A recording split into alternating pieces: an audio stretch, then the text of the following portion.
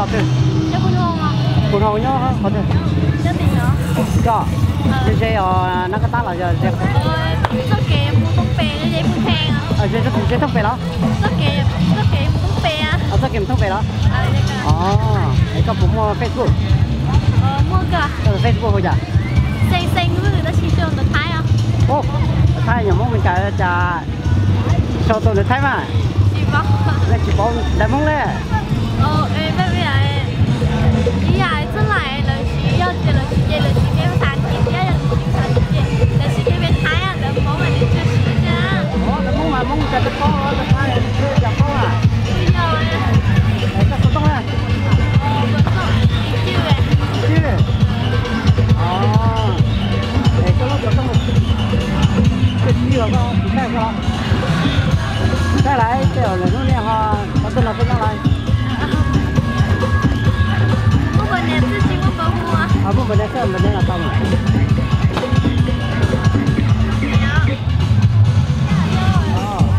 mong vui ra. Nó để làm tàu nó. Để lúc nào cũng tốt quả. Cái nó có này của nó. Đây là cái quả. Có thể là trong lần đầu thế nào đấy. Thì mà ví dụ họ sẽ là nó không dùng cái Facebook là cho cái thay cái cho để mong cái sau cái sau là cho nó nào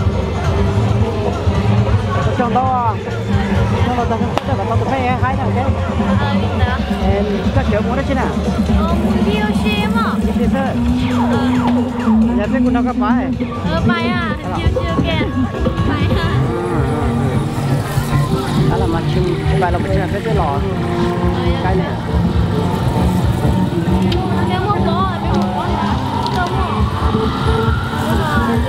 nó phải dùng luôn đó. Cái này giật chặt thế. Cái này ngon khổ. Cái ngon. Cái ngon. Cái ngon cái này luôn đây.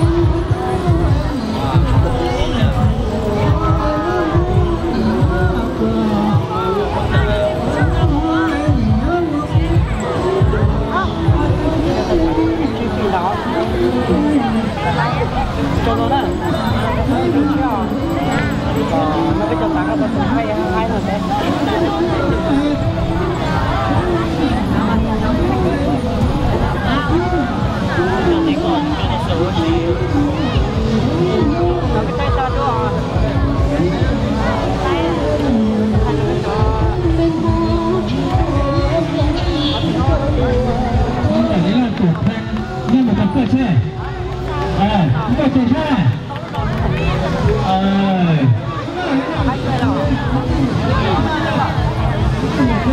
các bạn chào đây bây giờ rồi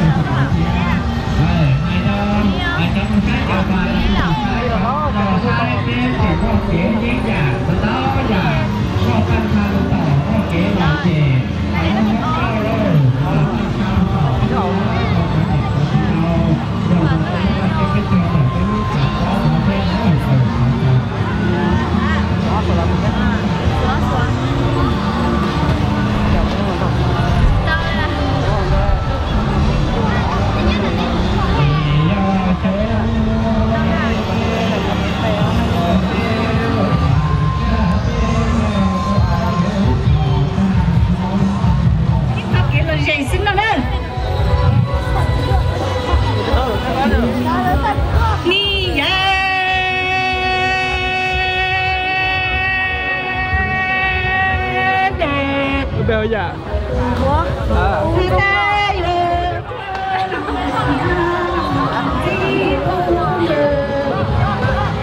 cho tao à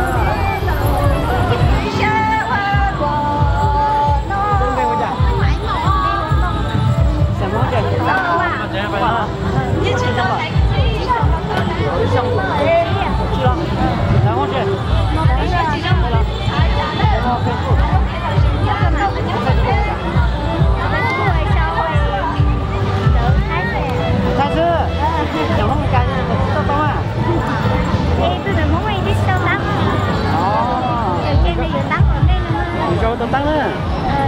Học cho món nước rất tốt, thật trái ơi. Tôi có đây à? Có sốt không này? Có sốt không này? Mới hôm này. Mới về, chỉ mua bát. Con đến này. Con đến này. Ai cho? Sườn ốc, sườn chí lon, chí ốc nha. Ở đâu có gọt thế nào? Mới bán một. Để ra trên là sỏi thế nào?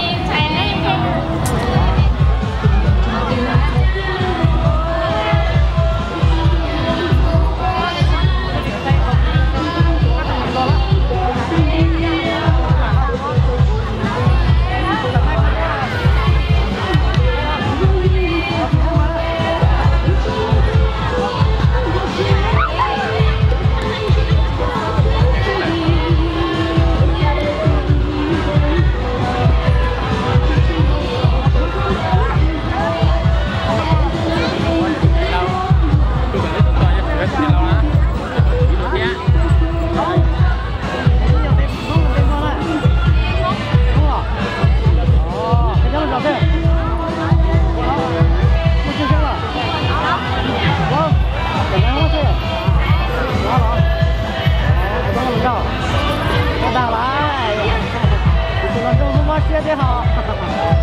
Đúng hả? Để có Facebook. Đúng rồi đấy. Vâng hôn này. Đấy chưa? Đúng không? Đúng không? Đúng không? Đúng không? Đúng không? Đúng không? Cha này à?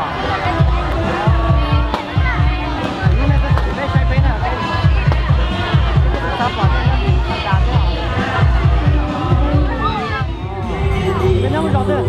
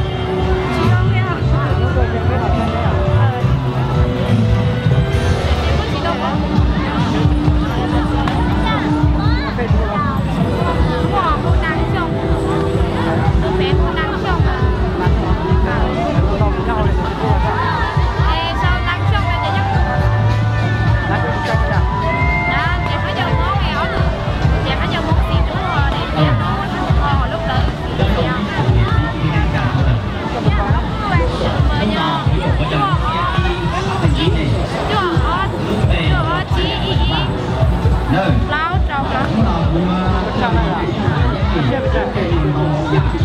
你别老叫等什么？ vừa tuần khi tàn khó tĩ trọng nhiệt đi không đi đến cả chân xanh chọc ở vừa tàn khi có khải hiện có thu ra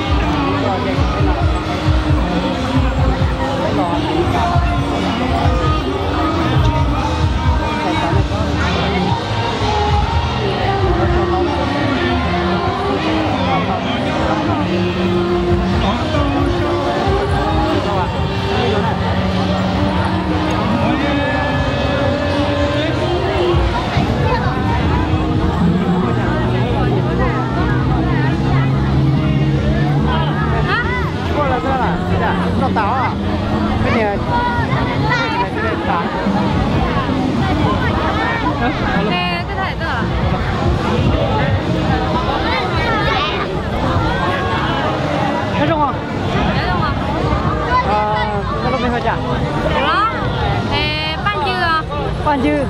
Ồ, hai chả chả ya. Chả hai à? Sừng mà chứ? Sừng cũng chưa mà. Không chưa mà. Nó mới rõ rồi. Nhớ không về. Không về đó. Không chưa mà. Cờ gì? Chưa mà. Còn lấy hết chưa là? Hết rồi. Đâu đó? Không làm đâu đó.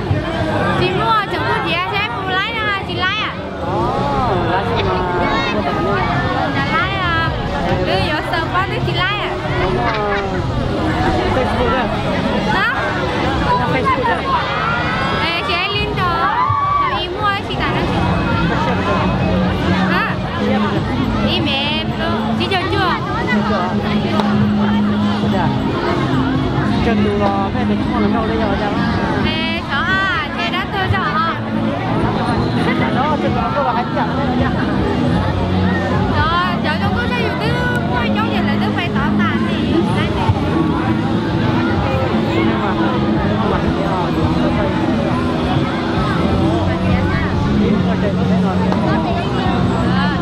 Chị chỉ muốn mua luôn à? tao còn kia mà. Thế là phải sắm món này một cái gì đó là. Chị thế là cái đó cháu mới nuôi phải biết đâu thôi. Làm sao mà mua chứ ạ?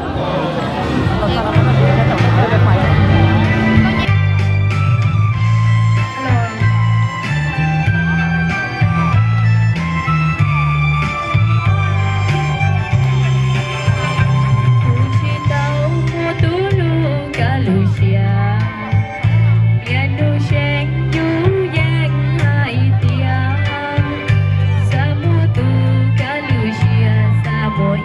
Itu lalu,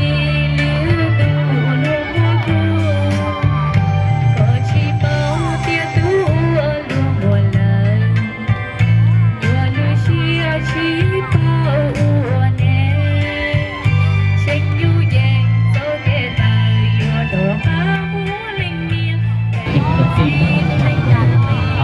Có chơi gì? Hả?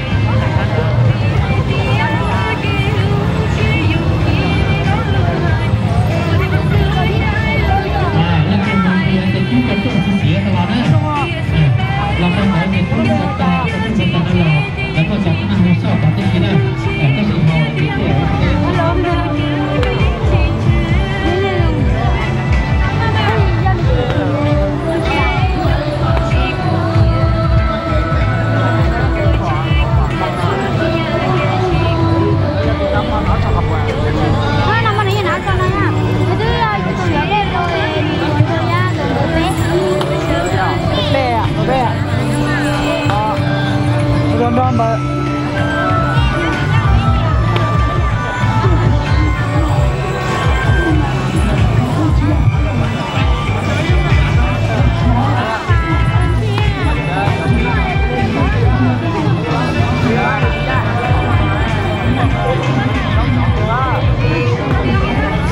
Họ bây giờ tôi vui lắm mà, thì là mình dùng cái